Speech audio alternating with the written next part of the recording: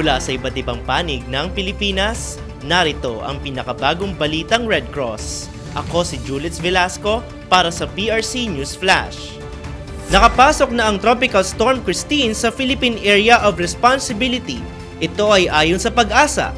Nakataas ang signal number 1 sa mga bahagi ng Luzon, Visayas at Northern Samar na may malakas na hangin na nakakaapekto sa coastal at upland areas. As of 4 AM ngayong araw, ang sentro nito ay nasa layong 1,050 kilometers silangan ng Southern Luzon, taglay ang lakas na hangin 55 kilometers per hour at pagbugsong aabot sa 70 kilometers per hour. Ang Philippine Red Cross ay nakaalerto at sinusubaybayang mabuti ang sitwasyon dahil inaasahang lalakas si Christine bilang tropical storm sa loob ng 12 oras. Sa ginanap na todo serbisyo sa anibersaryo, 61 years sa paglilingkod ng DZXL News, nakiisa sa pagdiriwang ang Philippine Red Cross sa anibersaryong ginanap sa Barangay 12, Zone 1 sa Caloocan City. Nagsagawa ng health caravan ang DZXL News, katuwang ang PRC at ibang partners. Nakapaglingkod ang DZXL at PRC sa Barangay 12 na dinaluhan ng mahigit 500 na mga residente kung saan inabutan ng tulong ang mga bata, matanda at lahat na nangangailangan ng pangangalagang pangkalusugan at atensyong medikal. Nabigyan sila ng serbisyo gaya ng health consultation na may libreng mga gamot, health lectures, hygiene promotions, first aid training, bloodletting activity at libreng gupit ng buhok. Kasama ng DZXL at PRC ang mga volunteer, RC-143, medical doctors, nurses at iba pang medical volunteers. Ang medical partners ay mula naman sa Philippine Nurses Association at Manila Central University College of Nursing.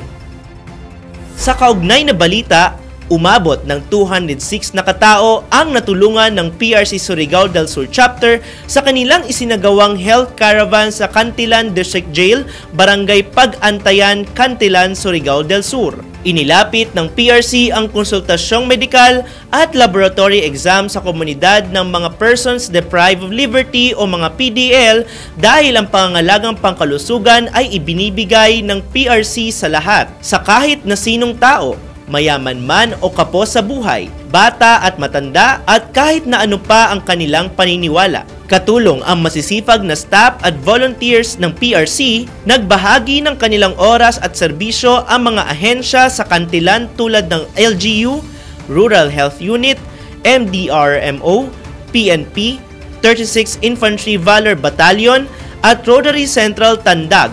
Tumulong sila sa pagbibigay ng hygiene kits, hot meals, mga tsinelas, libreng gamot at libreng gupit ng buhok. Kasama rin ng PRC Surigao del Sur Chapter ang Medical Corps na nagsagawa ng medical consultations, health seminars, bloodletting activity at awareness campaigns para sa ating mga kababayan sa Cantilan District Jail. Ayon kay PRC Chairman at CEO Dick Gordon, ang pag-access sa healthcare ay isang pangunahing karapatang pantao na hindi ipinagkakait sa sinuman dahil ang kalusugan ng mamamayan ay sumasalamin sa kalusugan ng lipunan sa kabuuan. Ang plastic pollution ay isa sa pinakamalaking problema natin ngayon. Ngunit sa pamamagitan ng maliliit na aksyon tulad ng tamang pagtapon at pag-recycle ng basura, kaya nating gumawa ng malaking pagbabago para sa kalikasan. Nitong October 19, nakiisa ang Philippine Red Cross Youth Davao del Norte Chapter sa Provincial Youth Congress para sa Coastal Cleanup Drive na isinagawa sa Madaum sa Tagum City, Davao del Norte. Tinutukan nila ang Banana Beach kung saan nakakuha sila ng maraming sako ng basura. Binigyan puri naman ni PRC Chairman Gordon ang mga volunteer dahil nakikiisa sila para linisin ang ating mga karagatan. Dagdag pa niya, ang bawat maliit na hakbang tulad ng pag-iwas sa paggamit ng single-use plastic at pagtulong sa cleanup drives ay makakatulong sa pagpapanatili ng kalinisan ng ating karagatan.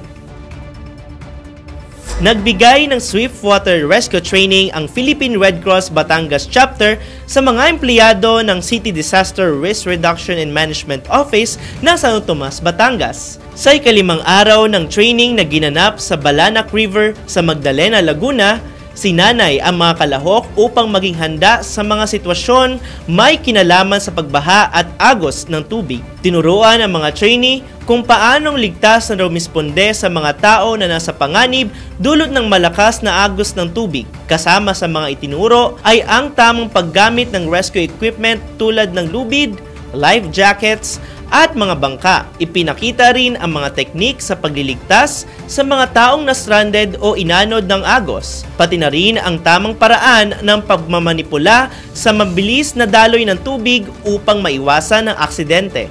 Bukod dito, nagkaroon din ng diskusyon tungkol sa paghahanda, assessment, at pagkilala sa mga posibleng panganib sa paligid ng ilog o baha. Sa kabuuan, nagbigay ang pagsasanay ng mahalagang kaalaman at kasanayan upang maprotektahan ang mga rescuer at mga biktima sa ganitong mga sitwasyon. Samahan ng Philippine Red Cross Rizal Chapter at mga sangay nito para sa 2 gabi ng Movie for a Cause. Yayain ang inyong pamilya at kaibigan para sa kawang-gawang ibabahagi nyo sa Red Cross. Ang PRC Rizal Chapter Taguig City Branch ay inaanyayahan ng lahat na panoorin ang pelikulang Wicked Part 1 starring Ariana Grande at Cynthia Erivo. Ito ay gaganapin sa November 20 alas 7 ng gabi sa Cinema 2, 3rd floor, Central Square Mall, Bonifacio High Street sa Taguig City. Maaari nang magpa-reserve o bumili ng inyong ticket sa halagang 650 pesos. Tumawag sa 0917-837-3757 para sa mga detalye.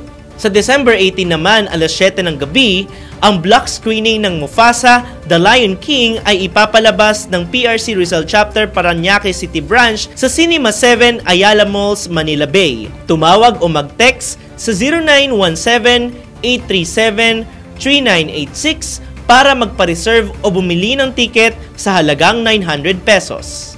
Sa parehong petsa, December 18, alas 8 ng gabi, mapapanood rin ang Mufasa, The Lion King na ipapalabas naman ng PRC Pasig Pateros Branch sa Ayala Malls the 30th sa Pasig City. Tumawag sa 0917-504-7895 para magpa-reserve o bumili ng ticket sa halagang 900 pesos. Ang kikitain sa mga block screening ay gagamitin sa mga emergency at disaster operations at para pondohan ang humanitarian programs at activities ng PRC Rizal Chapter.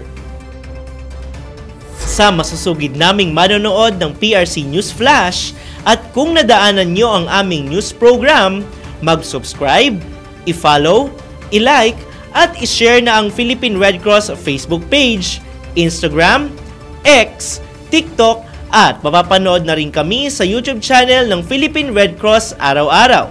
Don't miss an episode! Maging konektado sa PRC News Flash para sa mga napapanahong balitang Red Cross. Kung meron kang malasakit, kusang loob at kapwa-tao, at gusto mong mag-volunteer sa Red Cross, pumunta lamang sa pinakamalapit na chapter sa inyong lugar at tumawag naman sa Hotline 143 para sa mga emergencies. At yan ang pinakabagong balita mula sa PRC. Ako si Julius Velasco para sa PRC News Flash.